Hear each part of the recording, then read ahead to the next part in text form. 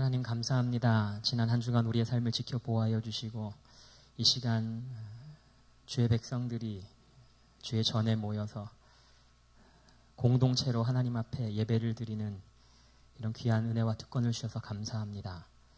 세상에서 수고하고 무거운 짐진 모습 그대로 다시 주님 앞에 나옵니다. 예수의 보혈로 덮어주시고 살아계신 하나님의 말씀을 통해 우리를 위로하시며 힘주시고 우리를 향한 하나님의 뜻과 마음을 보여주셔서 우리 각자의 나아갈 길들이 보여지는 그런 은혜를 우리에게 이 시간 허락하여 주시옵소서. 특별히 우리 가운데 하나님과의 관계가 너무 멀어졌고 너무 메말라 있는 우리 지체들이 있다면 오늘도 살아 역사하시는 하나님께서 이 시간 찾아가시고 어루만져 주시고 하나님과의 관계가 회복되어지는 그런 놀라운 역사가 이 시간 이 자리에서 일어나게 도와주시옵소서. 예수님의 이름으로 기도합니다. 아멘. 여러분 2018년 최첨단 의료기술 발명품 베스트 5라고 하는 제가 글을 읽었습니다. 요즘 점점 현대 의술과 또 과학기술이 발전해서 우리가 상상하지도 못했던 그런 발명품들이 혹은 기술들이 계속해서 나오게 되는데 몇 가지만 소개해드리면 유전자 치료가 가능해졌습니다. 그 유전장애를 가지고 안고 태어나는 그런 사람들을 그 유전자를 장애가 있는 유전자를 제거하고 정상적인 유전자로 대체함으로 말미암아 특별히 어떤 시각장애라든지 그런 어려움들이 있는 사람들이 그런 장애에서 벗어날 수 있도록 그런 유전자 치료가 가능해졌다 그러고요. 그다음에 AY 환자 모니터링이라고 그래서 병원의 병실이나 특히 중환자실 같은 데 가면 막 수없이 간호사들을 호출하지 않습니까? 그러면 그 간호사들이 왔다 갔다 하는 경우에 80%가 불필요한 경우라고 합니다. 그래서 AI, Artificial Intelligence, 그러니까 인공지능 로봇이 간호사의 역할을 대신해서 상시 그 병실 안에 있어서 정말 필요할 때만 의사를 호출하는 그런 기술이 발명됐다고 그러고요. 인공장기, 우리가 사람의 힘으로 장기를 만들어내서 특히 당뇨병 같은 경우에 인공췌장을 만들어가지고 실질적으로 지금 이게 임상 단계를 넘어갔다고 합니다. 그리고 제가 가장 흥미로웠던 건 귀청소 헤드폰이라고 그래가지고 이 헤드폰을 우리가 음악을 들으려고 끼잖아요. 그럼 음악은 나오는데 동시에 그 헤드폰 안에서 온수랑 과산화수소가 이렇게 뿌려져가지고 이 귀지를 빨아내는 거예요. 아무런 상처 없이. 그러니까 우리는 음악을 들으면서 귀가 깨끗해지는 거지. 참 살기 편한 세상이 되어가고 있습니다. 그럼에도 불구하고 우리나라의 이 자살 사망률은 2016년 기준 인구 10만 명당 25.6명에 달합니다. 교통사고가 10만 명당 10.1명에 이르는 것을 볼 때 교통사고 사망률의 2.5배에 이르고요. OECD 국가 중에서 벌써 13년째 부동의 1위 자리를 지키고 있습니다. 의학과 기술은 계속해서 발달하고 분명히 살기 편한 세상이 된 것 같은데 어디까지나 살기 편한 세상일 뿐 살고 싶은 세상은 아닌가 봅니다. 질문합니다. 여러분들은 지금 행복하십니까? 가정 행복하세요? 직장생활, 교회, 대인관계 행복하십니까? 그 속에서 행복을 느끼십니까? 하나님은 우리가 이 땅에서부터 행복하기를 바라십니다.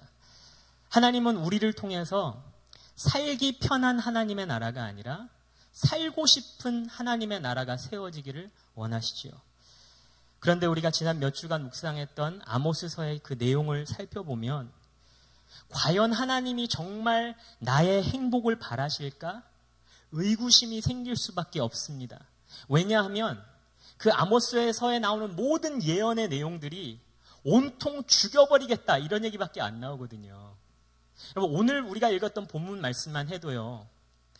뭐 죽여버리겠다, 쓸어버리겠다, 괴물에게 잡아먹히는 거 내가 보겠다 그러실 때 이게 원수들을 향한 말씀이라고 우리가 생각하면 안 됩니다. 당신의 백성이었던 이스라엘을 향해서 하시는 말씀이거든요. 요즘은 남북 정상회담도 있었고 또 북미 간의 정상회담도 있어서 많이 분위기가 가라앉았지만 사실 1년 전만 해도 북한의 김정은 정권을 생각하면 생각나는 단어는 사실 공포정치였거든요. 국가안보전략연구원 이수석 박사님이 발표한 김정은 정권 4년 평가와 남북관계 전망이라고 하는 자료에 보면 김정은 체제 동안 처형된 간부만 130명에 이르고요. 그렇기 때문에 이 수많은 사람들이 생존을 위해서 온통 책임 회피하기 바쁘고 허위 보고하기 바쁘다는 거예요. 그리고 감시가 소홀한 그런 해외에 파견된 일부 간부들은 망명을 하기 시작했다는 거죠. 그래서 우리가 불과 1년 전만 해도 김정은 그리고 북한의 김정은 체제 그러면 공포정치 그리고 자기 고모부조차 죽여버리는 정말 무자비한 사람 이렇게 인식이 되어 있었거든요. 오늘 본문 말씀에서 선지자 아모스는 하나님이 보여주시는 환상을 보게 되는데 이 환상의 내용을 보니까 마치 이스라엘 민족을 향한 하나님의 공포정치 같습니다. 1절 말씀 다시 볼까요? 내가 보니 주님께서 제단 곁에 서 계신다. 주님께서 말씀하신다. 성전 기둥 머리들을 쳐서 문턱들이 흔들리게 하여라. 기둥들이 부서져 내려서 모든 사람들의 머리를 치게 하여라. 거기에서 살아남은 자들은 내가 칼로 죽이겠다. 그들 가운데서 아무도 도망할 수 없고 아무도 도피할 수 없을 것이다. 이 당시에 이스라엘 백성들이 북이스라엘 백성들이 하나님이 모세를 통해서 명하신 하나님께 예배드리는 법, 하나님께 예배드리는 장소 이런 것들을 온통 무시하고 정치적인 이유 그리고 실제적인 편리를 위해서 베델이라든지 단이라든지 북이스라엘 전역에 산당을 세워서 high places, 자기 마음대로 예배 드릴 만한 곳을 세워서 자기 방식대로 막 예배를 드렸거든요. 그래놓고 내가 하나님 열심히 섬기고 있다고 마치 오늘날로 치면 전적인 내 기준, 내 편의에 의해서 내가 섬기는 교회, 내가 참석하는 예배, 내가 예배드리는 방식을 그냥 내가 정해버리는 오늘 내가 좀 피곤한데 그래 그럼 오늘은 집에서 인터넷으로 설교 말씀이나 들어야지. 오늘은 내가 좀 바쁜데 그래 목장그 제끼지 뭐. 그냥 전적인 내 기준을 따라서 내 감정과 내 상황과 내 편의를 따라서 그렇게 예배드렸던 것이 북이스라엘의 모습이었습니다. 하나님은 이 이스라엘 백성이 엉뚱한 동기, 엉뚱한 방법으로 참여하고 있는 그 제사의 현장을 덮치시고 그들을 멸하려고 하십니다. 그리고 혹시라도 간신히 살아남는 자들이 있을 것 아닙니까? 그럴 때 그들이 혹시라도 하나님의 치심을 면하고 살아남는다 할지라도 하나님의 추적과 심판을 결코 피할 수 없다고 내가 반드시 쫓아가서 그 잡아버린다고 그렇게 지금 말씀하고 계신 거거든요. 2절 말씀은 뭐냐면 그래서 네가 그렇게 땅속으로 들어가도 내가 너 잡아낸다. 네가 하늘 위로 도망가도 내가 잡아낸다. 3절 말씀 산 꼭대기 바다 밑바닥에 숨어도 내가 너 꼭 찾아내고야 만다. 그리고 4절 말씀 진짜 무자비하세요. 네가 적의 칼에 찔려서 죽던 아니면 재앙으로 인해서 죽던 내가 무슨 일 있어도 너 망하는 거 꼭 본다. 그럼 하나님이 지금 하시고자 하신 말씀이 무엇일까요? 하나님은 지금 환상으로 예언을 하고 계신데요. 모든 예언의 목적은 회개와 회복입니다. 예언을 통해서 당신의 백성이 당신께로 돌아오고 당신과의 관계를 다시 회복하시기를 하나님은 원하셨습니다. 왜냐하면 그리할 때 당신의 백성들이 진정으로 행복할 수 있거든요. 그렇다면 오늘 본문 말씀에서 아모스에게 보여주신 환상도 결국은 이스라엘 백성들이 회개하고 회복할 수 있도록 단순히 겁을 주고 공갈을 쳐서 그들로 하여금 하나님 앞에로 돌아오게 만드는 공포정치의 일환일까요? 그리고 정말 그게 사실이라면 하나님의 공포정치는 결국 우리에게 행복을 주는 건 맞을까요? 여러분, 그런 공포와 협박 속에 행복을 느끼실 수 있을 것 같습니까? 어쭈구리, 네가 지금 예배 드리는 시간에 핸드폰이나 만지작거리고 있어? 내가 그 핸드폰 박살내버린다. 내가 손가락 잘라버린다. 하나님 그렇게 말씀하신다면, 우와, 우리 하나님 정말 박력 있으셔. 내가 이 맛에 새로운 핸드폰 구입한다니까? 이럴 사람 있습니까? 저는 오늘 본 말씀을 묵상하면서 우리의 행복을 위해서 하나님이 하시는 일 두 가지를 묵상합니다. 첫 번째로 하나님이 하시는 일은 우리의 믿는 구석을 치십니다. 몇 주 전에 저희 아내에게 저의 아내의 오랜 고교 동창이 페이스북으로 메시지가 왔습니다. 무슨 내용이었냐면, Oh my gosh, Sarah. I saw the pictures of your kids. 세라야. 내가 페북으로 네 애들 사진을 봤는데 How are they all so good looking? 어떻게 셋 다 그렇게 이쁘니? 3명 정도 되면 그 중에 1명 정도는 못생겼는데 어떻게 너는 셋 다 그렇게 이쁘니? 그렇게 얘기했다는 거예요. 제 아내가 그 메시지를 받고 또 저에게 그 얘기를 해줄 때 저희 부부가 되게 막 어깨가 울썩거리고 그래 우리 애들 다 이쁘지 이랬을까요? 아니요. 그랬다면 제가 이렇게 자랑 못하겠죠. 전혀 그렇지 않았어요. 왜냐하면 이유는 이렇습니다. 저희 첫째 예영이가 태어나고 둘째 예준이가 태어났습니다. 이 둘은요 정말 하나님의 은혜로 무엇이든지 다 순종해요. 그리고 어디서든지 너무나 이쁘게 잘 자라줬어요. 그래서 어딜 가나 자랑거리였습니다. 저희가 뭐 특별히 잘 양육하고 잘 지도하고 잘 가르친 것도 없어요. 그냥 요즘에도 지네가 일어나자마자 누가 시킨 것도 아닌데 매일 성경부터 꺼내서 큐티를 합니다. 누가 시킨 것도 아닌데 정말 전적인 하나님의 은혜죠. 그래서 이 둘만 있을 때에는 제 아내와 제가 와 아이 키우는 거 별거 아니네 그러면서 부모 노릇했어요. 그러다가 2015년 8월 10일 예건이가 태어났어요.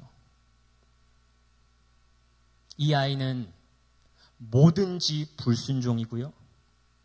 뭘 하든지 안 이쁘게 자라고 있어요. 어딜 가나 걱정거리예요. 지난주에만 하더라도 누가 저희 가족을 어떤 미술 전시회에 초대를 해주셨어요. 저희가 가장 먼저 머릿속으로 고민한 게 뭔지 아세요? 과연 예건이가 그 전시회에서 난동을 피울까 안 피울까? 그거였어요. 어디 데려갈 수가 없어요. 자, 돌아보니까 부모로서 자녀를 양육할 때 우리 예영이와 예준이 첫째와 둘째는요. 저와 아내의 믿는 구석이었습니다. 하나님을 의지하고 당신의 지혜와 당신의 능력으로 양육하지 않고 그저 우리 잘난 맛에 그저 우리 아이들 잘난 맛으로 키웠습니다. 그 아이들을 통해서 행복을 누리려고 했어요. 그런 우리 부부에게 하나님은 예건이를 주셨습니다. 예건이를 통해서 우리 부부의 교만함을 박살내버리셨습니다.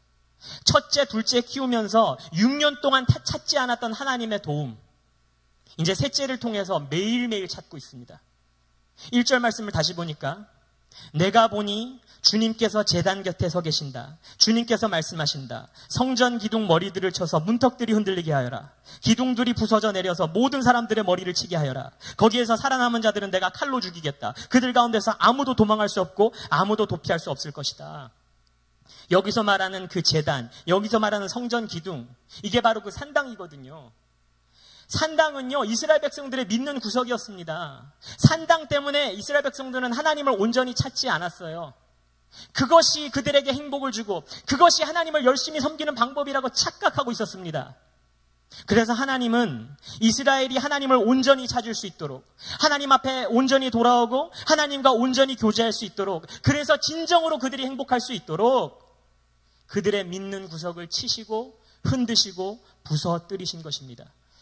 우리 모두에게는 믿는 구석이 있죠.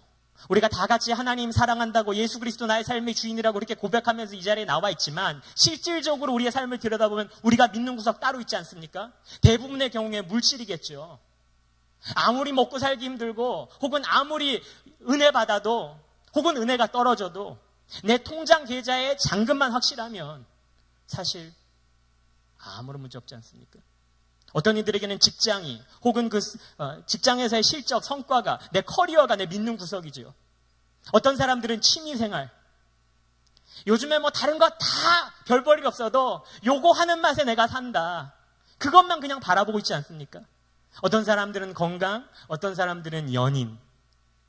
만약에 그 믿는 구석 때문에 하나님을 온전히 찾지 않고 하나님과의 교제가 온전히 이루어지지 않는다면 하나님은 우리의 행복을 위해서 그것들을 치실 것입니다. 그런 하나님 아버지의 마음을 알아들여서 우리가 주인 삼고 우리가 숭배하고 있는 모든 믿는 구석들을 이 시간 십자가 앞에 철저하게 내려놓는 그런 저와 여러분이 되시기를 주님의 이름으로 축복합니다. 하나님은 우리의 행복을 위해서 우리가 믿는 구석을 치십니다. 두 번째로 하나님은 하나님의 주권을 바라보게 하십니다. 제가 2주 전에 우리 청년들과 함께 그리스 단기봉사를 무사히 마치고 돌아왔는데요. 하나님의 은혜로 또 여러분들의 기도로 잘 마치고 돌아왔습니다. 한 5일 정도 그리스에 있는 아프가니스탄 그 난민들 그리고 난민들의 자녀들을 대상으로 여름 성경학교를 해주고 그 다음에 마지막 4일은 성지순례 겸 비전 트립 겸 자유여행을 했습니다. 이 성지순례하고 비전 트립하고 자유여행할 때 참 기가 막힌 곳들을 많이 보고 왔습니다. 메테오라라고 그래가지고 그냥 산 위에 암벽 위에 수도원들이 이렇게 쫙 세워져 있는데 그 중세 시대에 그리스 정교 동방 정교의 이 수도사들이 이 신앙을 지키기 위해서 그 산 꼭대기 암벽 위에다가 수도원을 지어서 생활하던 모습들, 또 하나님이 만드신 이 대자연, 정말 경관을 이루더라고요. 이런 것들을 보면서 그냥 매일매일 그냥 순간순간 입이 벌어지더라고요. 와, 정말 대단하다, 대단하다, 대단하다. 그러다가 그 비전 트립하는 가운데 아침에 큐티를 하는데 암모스서 5장 8절 말씀이 제 마음에 확 닿았습니다. 이렇게 쓰여져 있습니다.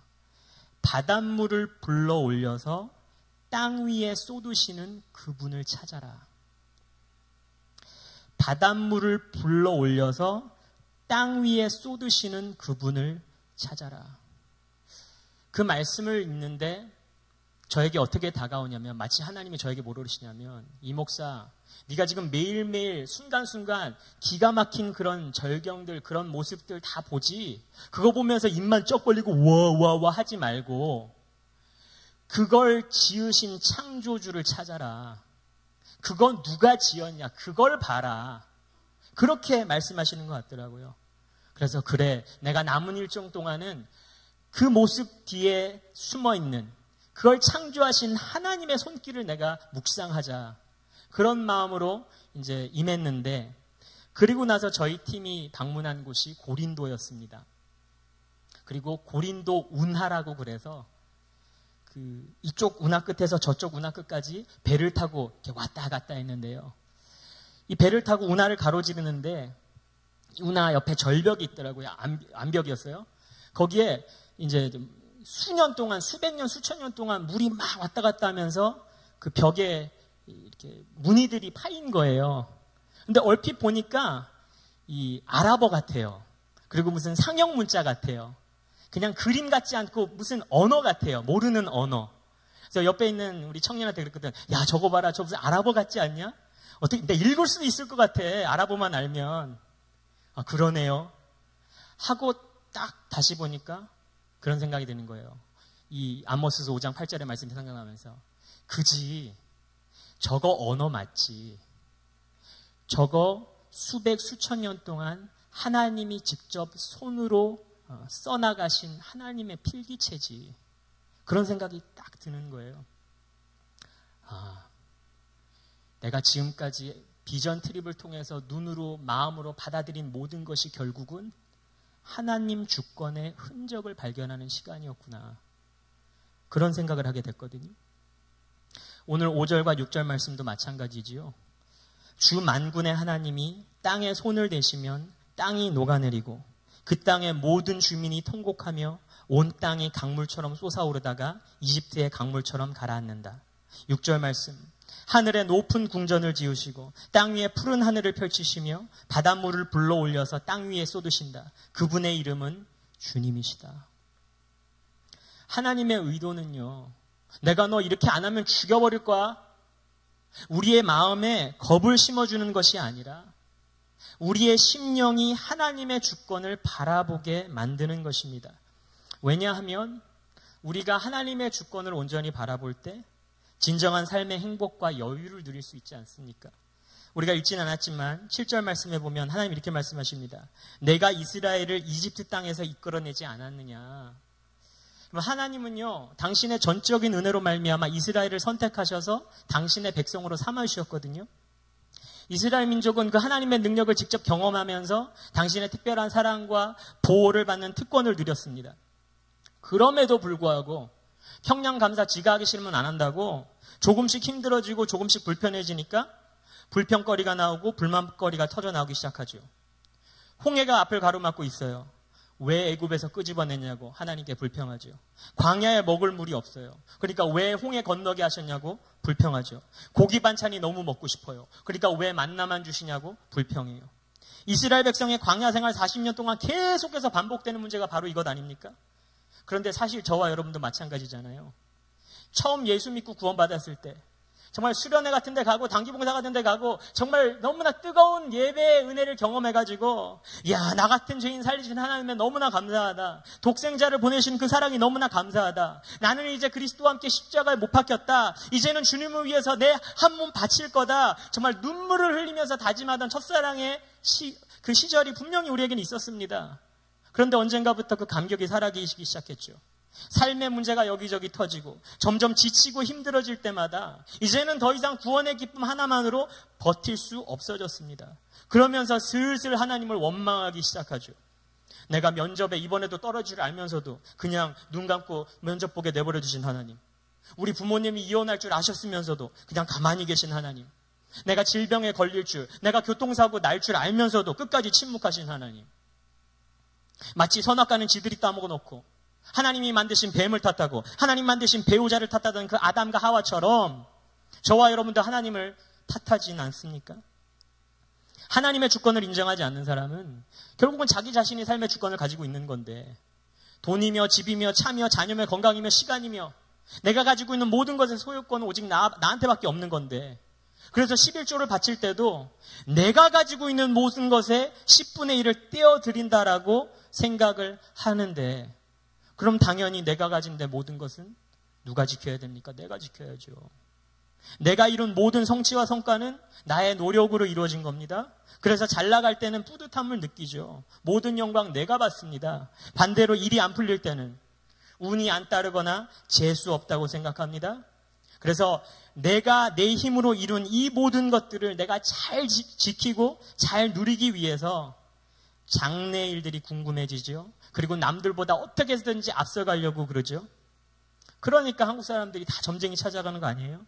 내 돈, 내 건강, 내 결혼, 내 승진, 내 집, 내 모든 것, 그거 내가 누리고 내가 지키려고 손금도 보고 궁합도 보고 관상도 보고 풍수지리도 보고 사주팔자도 보는 것 아닙니까?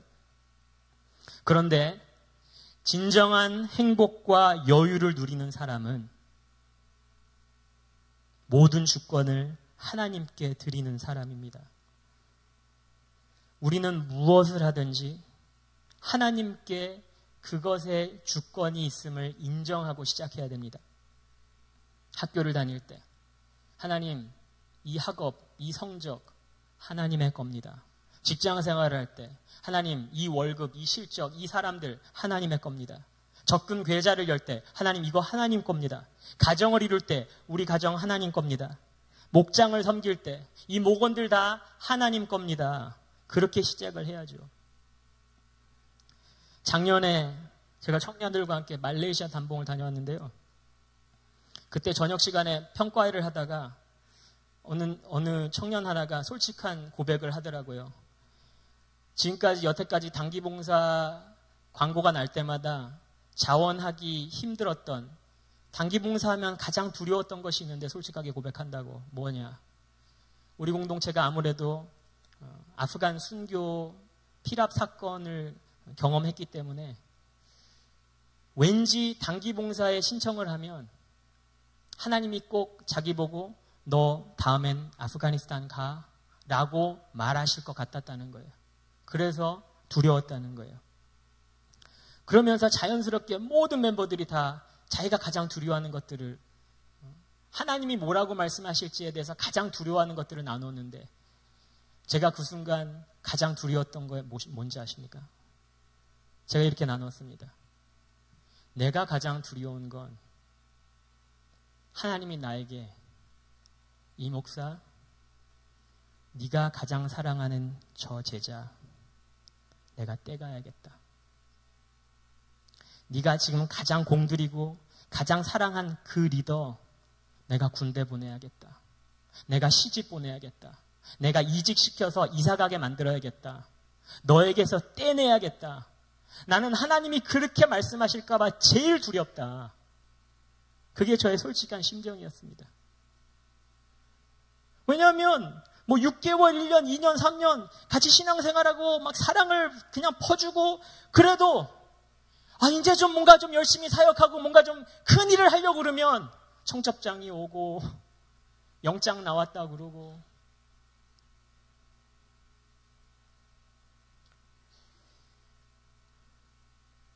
그리고 올해 이제 그리스 단기 봉사를 갔는데요.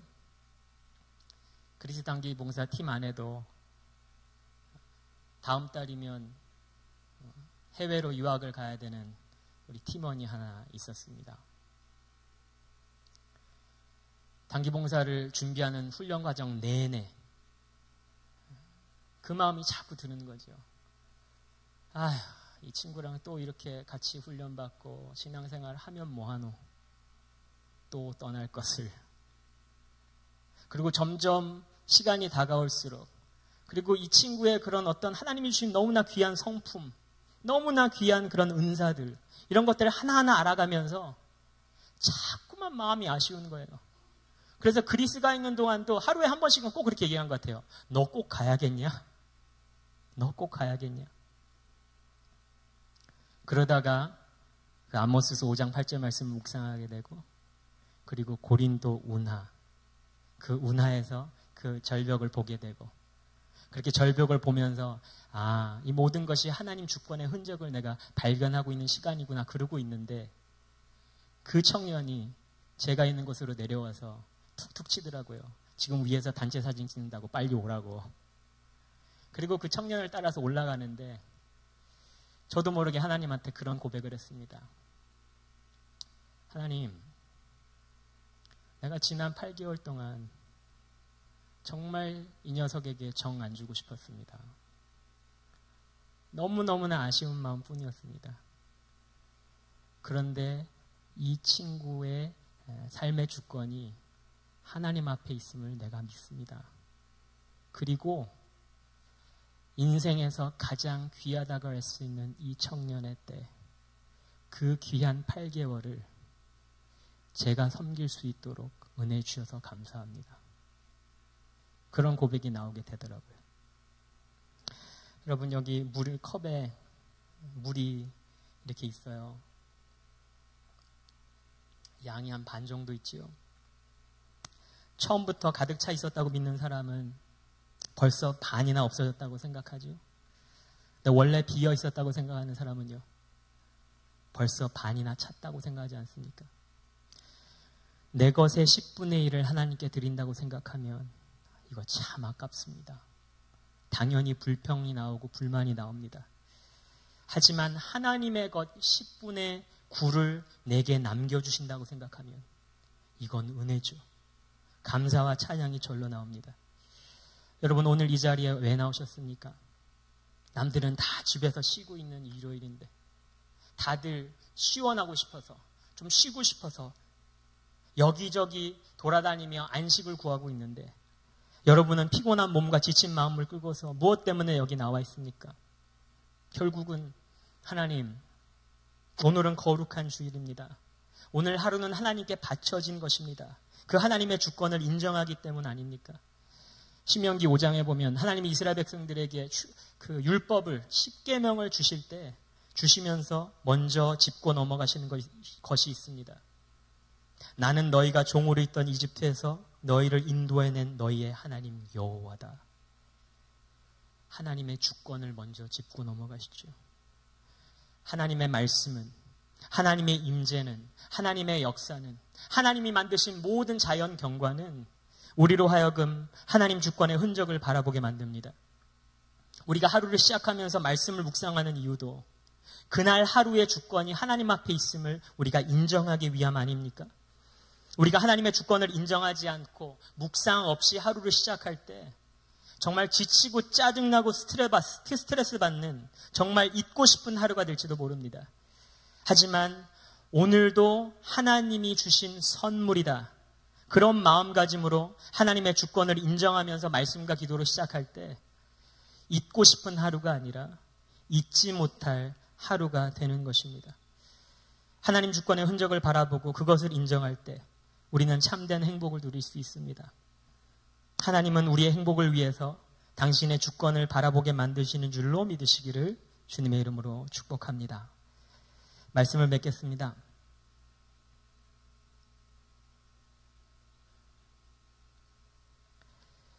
석 달 전이었습니다. 결혼 기념일이 이제 한 달 앞으로 다가온 시점에서 올해는 결혼 10주년인데 그냥 넘어가면 안 되겠다. 뭔가 뜻깊은 선물을 아내에게 해야겠다.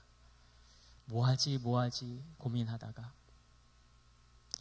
평소에 제 아내가 늘 저에게 불만 불평 가지고 있었던 당신 살 좀 빼라고, 코 골아서 못 살겠다고, 이상한 냄새가 나서 못 살겠다고. 그때는 아무런 불편함이 없었습니다. 내 모습 그대로 나 너무나 만족한데. 그런데 그런 생각이 들더라고요. 결혼 10주년인데 내가 우리 아내에게 줄 수 있는 가장 좋은 선물이 뭘까? 우리가 10년 전에 처음 가정을 이루었을 때 그때의 내 모습을 선물하자. 그런 마음으로 살을 빼기 시작했습니다. 먹는 걸 줄이고 악착같이 운동을 했습니다. 그리고 다짐을 하고 나니까 막 욕심이 나더라고요. 이거 감동 줄 거면 제대로 줘버려? 그러면서 매일매일 그 운동하는 그 모습, 그를 사진으로 남겨서 정말 기가 막히게 슬라이드쇼를 준비해가지고 눈물 싹 빼버려? 그래가지고 사진을 찍기 시작했습니다. 그리고 목표 몸무게가 달성될 때까지 기다렸다가 한 달이면 되겠지 싶었는데 이게 정말 쉽지 않더라고요. 결국은 결혼 기념일이 지나고도 2달이 넘어버렸습니다. 그리고 석 달 만에 그 목표를 완성하고 어제 저녁에 그 선물을 전달했거든요. 감사하게도 제 아내가 감동을 받더라고요. 그리고 울더라고요. 쉽지 않았다는 기억이 나요. 쉽지 않더라고요. 여기 다이어트에 도전하시는 분들 다 공감하시겠지만 정말 어려운데 위기도 많았거든요. 특히 살을 빼기로 결정하고 얼마 안 됐을 때 사소한 일로 제 아내와 부부싸움을 하다가 제 아내가 너무 화가 나니까 그런 얘기 하더라고요. 당신 요즘에 미친 듯이 운동하고 그러는데 혹시 젊은 여자친구 생긴 거 아니야? 농담으로 한 거 알지만 막 기분 되게 나쁘더라고요. 진짜 이거 내가 알려줄 수도 없고 막. 그리고 또 한 번의 위기는 언제 왔냐면 한 중간쯤 왔을 때 저를 딱 앉혀놨더니 We need to talk 할 말이 있대요. 왜? 그랬더니 당신 요즘에 너무 이기적이야. 그래서 왜? 집에 오면 그냥 하 인사 한 번만 하고 옷 갈아입고 바로 운동하러 간다는 거야. 어떻게 자기밖에 생각 못하냐고. 그렇게 살 빼는 게 중요하냐고. 당신 운동에 중독됐냐고. 우리는 뭐냐고. 제가 속으로 막 You need to watch out. 당신 정말 조심해야 돼. 나중에 후회할지 몰라. 왜 말해보려고.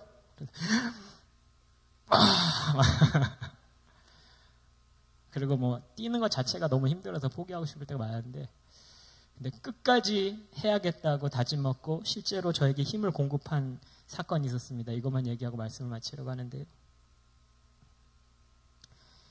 결혼기념일 날 이건 이거대로 제가 몰래 준비를 하고 가족이 다 같이 이제 휴가를 내서 여행을 가자. 그래서 계획을 세우고 숙소를 잡고 그런 다음에 어느 월요일 아침이었던 것 같아요. 제가 침대에 누워 있는데 아내가 거실에서 아이들에게 이 가족 여행에 대해서 얘기해 주는 걸 엿들었는데 이러더라고요. 얘들아 우리 다다음 주면 여행을 가는데 너무 신나지? 그러니까, 왜 우리가 여행을 가 엄마? 그랬더니 왜냐하면 엄마 아빠의 결혼기념일인데 우리 가족이 탄생한 날을 기념하는 거야. 그렇게 얘기하더라고요. 전 그때 엄청난 충격이었거든요. 저는 결혼기념일이요. 단순히 신랑과 신부, 남편과 아내의 결혼을 기념하는 날인 줄 알았어요.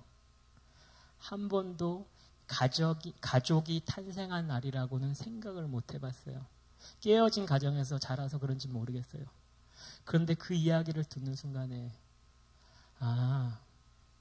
우리 가정의 주권이 나에게 있는 게 아니고 하나님께 있는 거구나.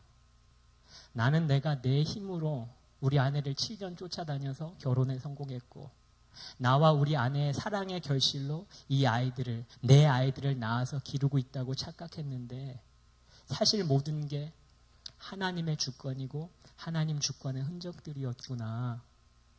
그 생각이 딱 드니까요.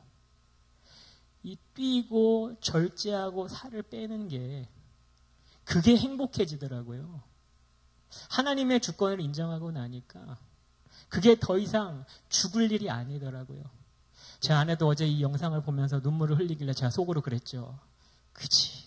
또 남편이 자기를 위해서 이렇게 고생한 걸 보고 눈물을 안 흘릴 수가 없지. 근데 아내가 자기가 눈물을 흘린 이유를 얘기해 주는데 깜짝 놀랐습니다. 왜 흘렸냐. 그 중간중간에 제가 저희 아이들과 함께 찍은 사진들을 올렸잖아요. 그 사진들을 보는데 지난 10년 동안 우리가 가정을 이루고 하나님의 은혜로 자녀들을 기르고 그런 행복했던 순간들의 결과가 우리 남편의 이 몸무게 증가인데 I wouldn't change it for the world. 내가 지난 10년을 그 무엇과도 바꾸기 싫다. 그러니까 갑자기 제 몸무게를 감사할 수 있게 된 거예요. 주권을 바라보는 관점이 달라지니까 참 행복이 무엇인지를 알게 되는 것 같아요. 우리 사랑하는 사교회 성도 여러분 그리고 청년 여러분, 우리의 삶 속에 하나님이 우리를 때로는 겁도 주시고 우리의 그런 믿는 구석들을 치기도 하시고 참 우리의 삶을 힘겹게 하시기도 하지만 결국은 우리가 하나님의 주권을 바라보게 만드시려는 것이거든요. 하나님의 주권을 온전히 바라볼 때 우리에게 참된 행복이 주어지는 것을 믿어 의심치 않습니다. 우리 시간에 말씀을 생각하면서 우리 함께 찬양하고 우리 함께 기도 짧게 했으면 좋겠는데 우리